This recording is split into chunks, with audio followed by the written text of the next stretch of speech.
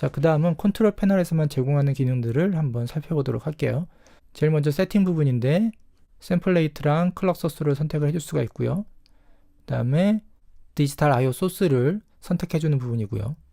디지털 아웃풋으로 나가는 사운드 소스를 USB, 그 다음에 스피커 A, 스피커 B로 선택을 할 수가 있습니다. 그래서 USB라는 것은 컴퓨터에서 이 SPDIF 아웃풋으로 설정을 한 소리들이 나가도록 할 때는 이 USB를 선택을 해주시면 되고요.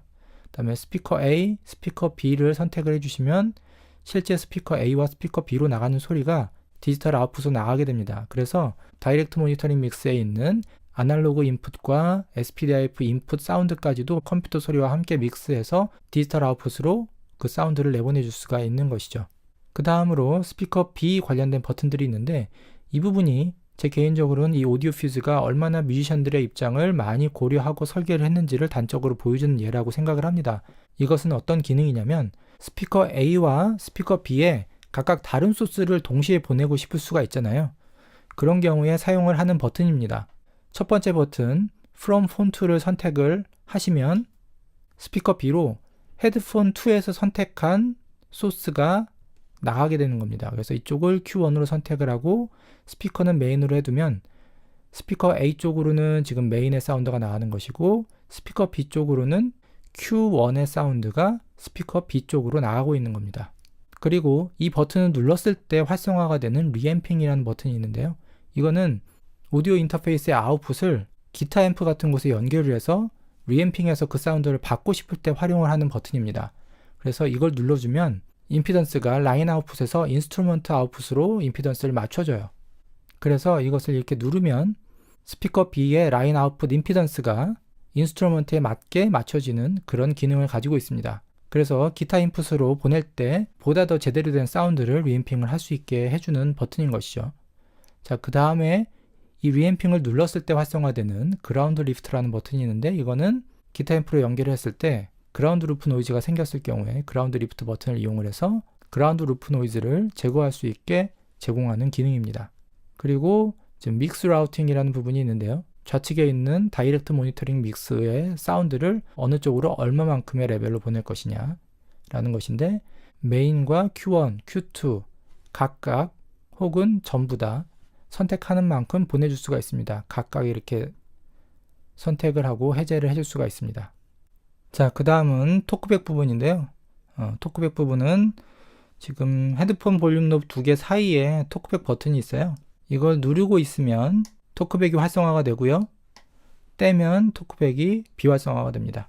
자, 그 다음에 그 바로 위에 있는 포노 라인 3, 4 이 부분은 인풋 아웃풋 설명을 드릴 때 잠깐 말씀을 드렸는데 3, 4 인풋은 라인 인풋과 포노 인풋 두 가지를 선택적으로 사용을 하실 수가 있습니다. 그래서 현재는 라인 인풋 상태고요. 포노 버튼을 눌러주시면 포노 인풋으로 동작을 하게 됩니다.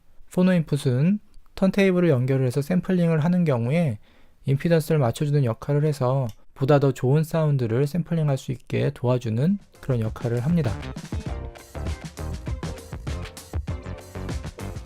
제가 기존에 사용하던 오닉스 블랙잭의 프리앰프와 오디오 퓨즈의 프리앰프 테스트를 해봤습니다. 게인을 충분하게 올려보기 위해서 콘덴서 마이크가 아니라 베타 57 다이나믹 마이크로 확인을 해봤고요. 우선 블랙잭 먼저 들어보실게요. 게인 15%, 게인 50%, 게인 75%, 게인 100%, 기기 노이즈가 갑자기 증가하지 않는 범위에서 최대로 게인을 키웠을 때 레벨입니다.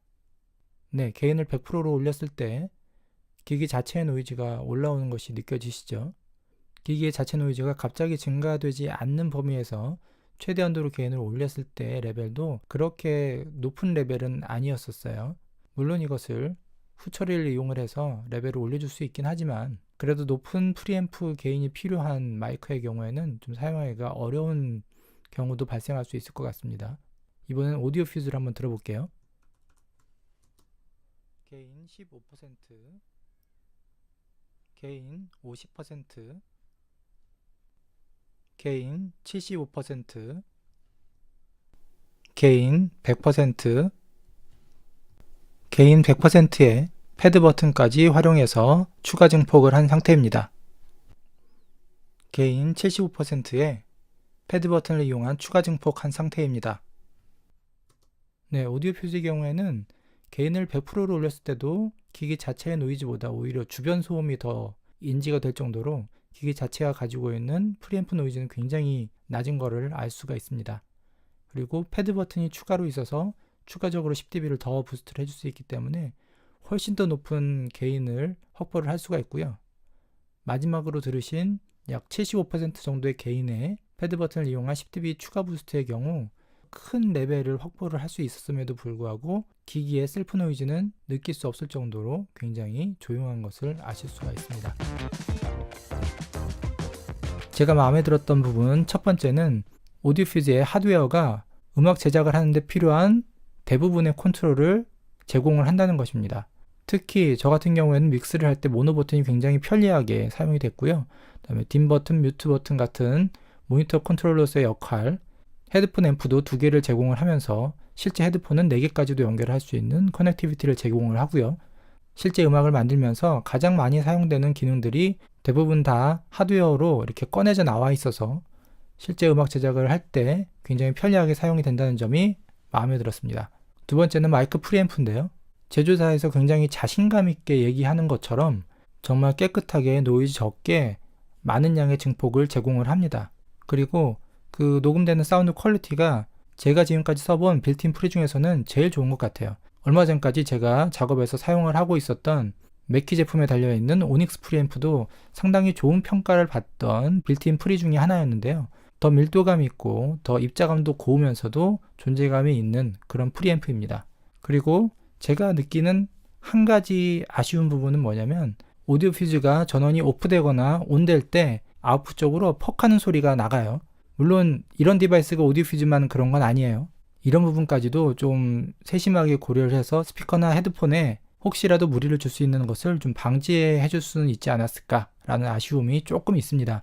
물론 일반적으로 컴퓨터나 오디오 퓨즈를 끄기 전에 스피커 먼저 끄고 작업들을 하시기 때문에 사실 크게 문제가 될 일은 없기는 한데 작은 부분이지만 이 부분은 펌웨어 업데이트를 통해서 혹시 개선될 수 있지 않을까라는 기대를 가지고 있습니다. 그 부분 하나를 제외하면 저는 지금까지 굉장히 만족스럽게 사용을 하고 있어요. 개인 작업자가 홈 스튜디오에서 음악 제작을 할 때 필요한 기능들을 굉장히 알차게 모아놓은 아주 실속 있는 제품이 아닌가 생각을 합니다. 네, 지금까지 오디오 퓨즈에 대해서 조목조목 한번 알아봤습니다. 여러분들은 어떻게 느끼셨는지 모르겠는데 일단 제가 이 디바이스에 대해서 느끼는 소감은 정말 뮤지션들을 위해서 고민을 많이 하고 만든 디바이스라는 생각이 듭니다. 끝으로 이 제품이 정말 잘 맞으실 분들과 조금은 아쉽게 생각되실 수 있는 분들을 조금 구분을 한번 해보도록 할게요. 자, 먼저 이 제품이 잘 맞으실 분들은 첫째, 오디오 인터페이스 하나를 가지고 음악 제작의 전 과정을 좀 편리하게 사용하고 싶으신 분들은 이 제품이 잘 맞을 것 같아요. 이 제품은 모니터 컨트롤러스의 역할도 하고 있고요. 빌트인 프리도 굉장히 쓸만하고 모노 모니터링 버튼 같은 뮤지션 입장에서 굉장히 유용한 기능들이 다 총망라가 되어 있습니다. 인풋 아웃풋 커넥티비티도 굉장히 다양하게 준비가 되어 있어서 음악 제작 환경을 모두 커버할 수 있는 그런 디바이스가 아닌가 싶습니다. 두 번째로 사운드 캐릭터는 좀 저음역대가 좀 풍부하게 나와주는 약간은 따뜻한 사운드 캐릭터라고 생각하시면 되겠습니다. 미국적인 사운드의 대표주자라고 할 수 있는 모투나 유니버설 오디오 같은 회사들의 사운드 캐릭터와 비슷하다고 말씀하시는 분들이 많이 있었어요. 저도 그 말에 어느 정도 동의를 하고요. 그런데 그 미국적인 사운드보다는 약간은 좀 차분한 느낌입니다. 그리고 조금 아쉽다라고 느낄 수 있는 분들은 DSP FX를 굉장히 중요하게 생각하시는 분들, 저 같은 경우에는 DAW에서 이펙터를 이용을 해서 사용을 하고 있어서 크게 불편함은 못 느끼고 있긴 하지만 빌트인 이펙터를 중요하게 생각하시는 분들은 조금 아쉬울 수 있어요. 그리고 두 번째로 사운드 캐릭터를 RM이나 일본 오디오 인터페이스들의 사운드를 좋아하시는 분들은 저역 표현이 조금 과하다라고 생각을 하실 수도 있어요.